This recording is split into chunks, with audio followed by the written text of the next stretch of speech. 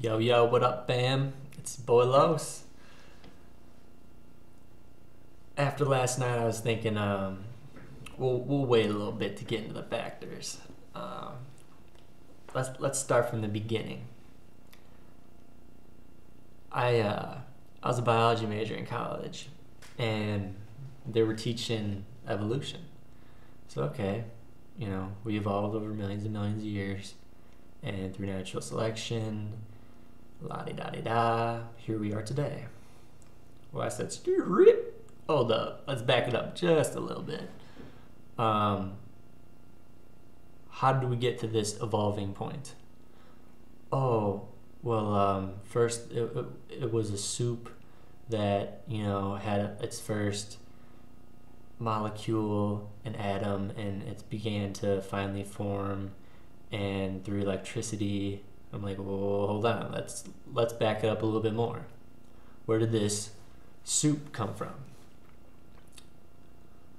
Oh, it's a very long process, very complex. You wouldn't understand. What they're basically trying to tell you is, we're smart, you're dumb, don't ask questions. The Big Bang Theory is one that assumes there was something to explode. My question is, where did that come from? But let's give them that assumption. Let's say that, okay, there's something, and it exploded into this complex world that we live in. Very, very detailed. Very, very complex to the point where we can feel emotion. We have DNA. We have cells. Let's use an analogy of a junkyard, a car junkyard. Now, if we take some C4 and we put it in a junkyard and we blow it up, would you expect a Bentley to come out? Of course not. You'd be freaking crazy to think that. So why would you think that nothing exploded into what we are today? At least in a junkyard, there's a bunch of junk that's exploding.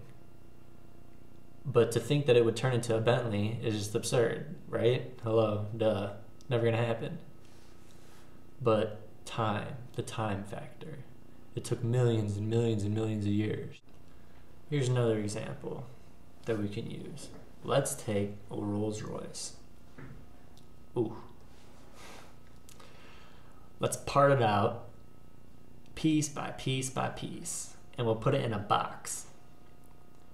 My question is, how long does that box have to sit there until we open it up and there's a fully functioning Rolls Royce in there? Huh?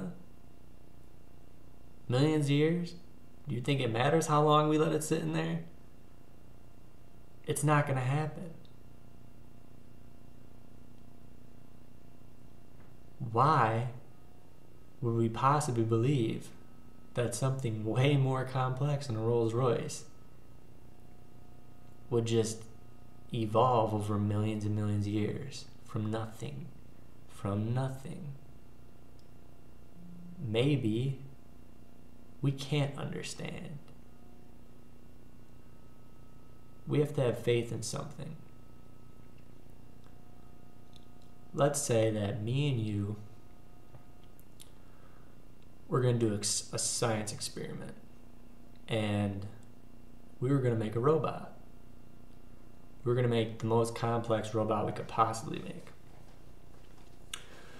So we get this robot walking, we get this robot moving its arms, we get this robot even starting to repeat us and say things that we could say. We have this robot opening up the fridge and cracking open a beer. Would it be fair for us to expect that robot to understand the mindset that we had creating it?